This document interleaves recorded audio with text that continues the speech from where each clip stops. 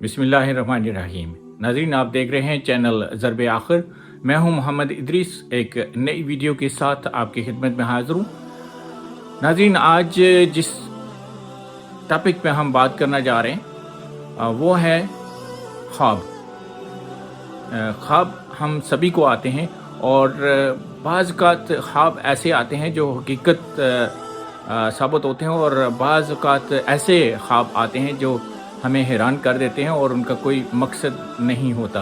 ख्वाब माज़ी के बारे में भी हो सकते हैं और मुस्तक़बिल के बारे में भी। लेकिन आज मैं एक ऐसा राज आपके सामने लेकर आ रहा हूँ, एक ऐसी हकीकत से पर्दा उठा रहा हूँ, शायद ही किसी ने इसके बारे में कभी ज़िक्र किया हो या इस की तरफ निशानदेही की हो, जो मैं बात आपको आज बताने जा रहा हूँ। तो सामीन, ख्वाब आते क्यों हैं, इसकी वजह क्या है, इसके पीछे कौन सा बड़ा राज पोशीदा है। नाज़रीन, ये ख्वाबों का सिलसिला अज़ल से, जब से ये इंसान पैदा हुआ तब से ही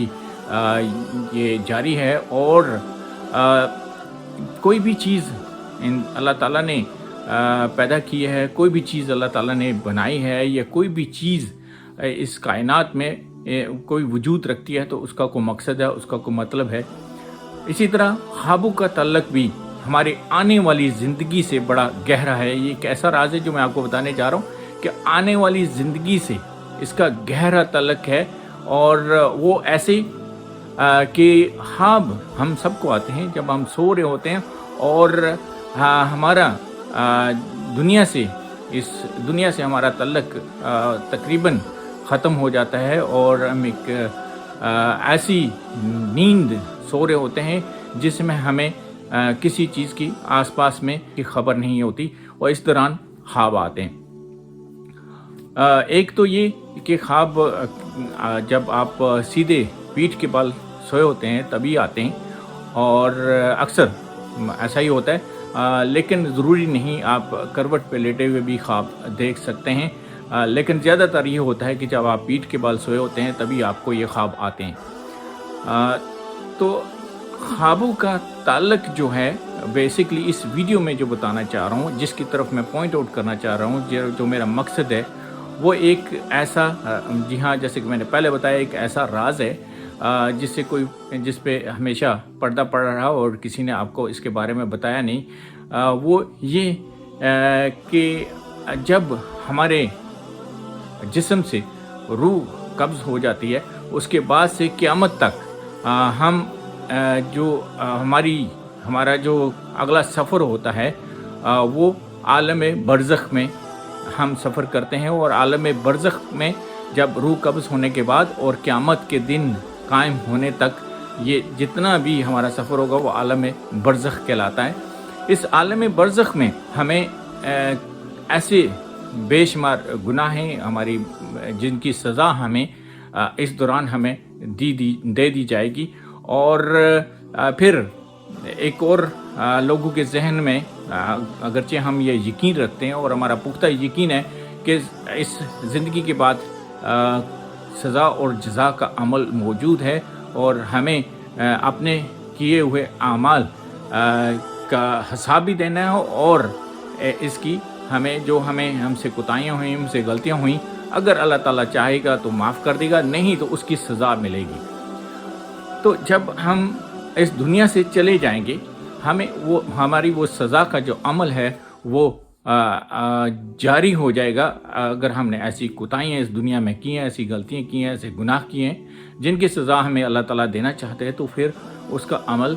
शुरू हो जाएगा और ये होगा, हम उसको महसूस करेंगे। कैसे करेंगे? क्योंकि कब्र में हमारी जो जिस्म है वो तो मट्टी हो जाएगा और बाकी नहीं रहेगा, तो वो कैसे अमल में आएगा? वो ऐसे ही जैसे इस दुनिया में हम ख्वाब देखते हैं, हमारा जिस्म से हमारा तल्लुक़ ख़त्म हो जाता है, लेकिन हम सोए हुए होते हैं, लेकिन हम फिर भी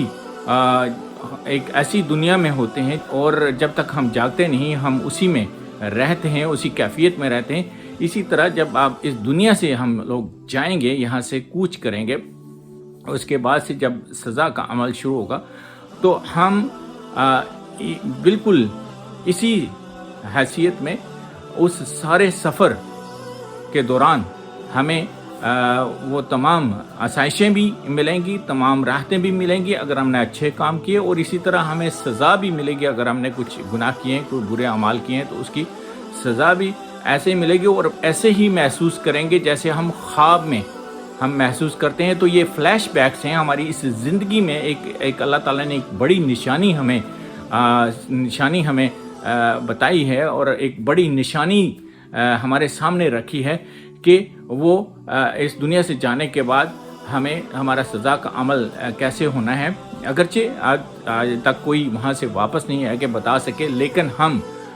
اس کے بارے میں جو کچھ ہماری عقل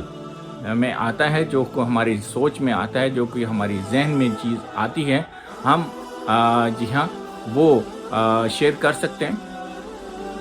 اس کے علاوہ جو قرآن و احادیث مبارکہ میں اور چیزیں موجود ہیں باقاعدہ سے، جو ذکر ہوا ہے اور جو کیا یہاں دنیا سے جانے کے بعد جو کچھ بتایا گیا ہے وہ ایک حقیقت ہے۔ تو بیسکلی یہ فلیش بیکس ہیں اس دنیا میں ہمارے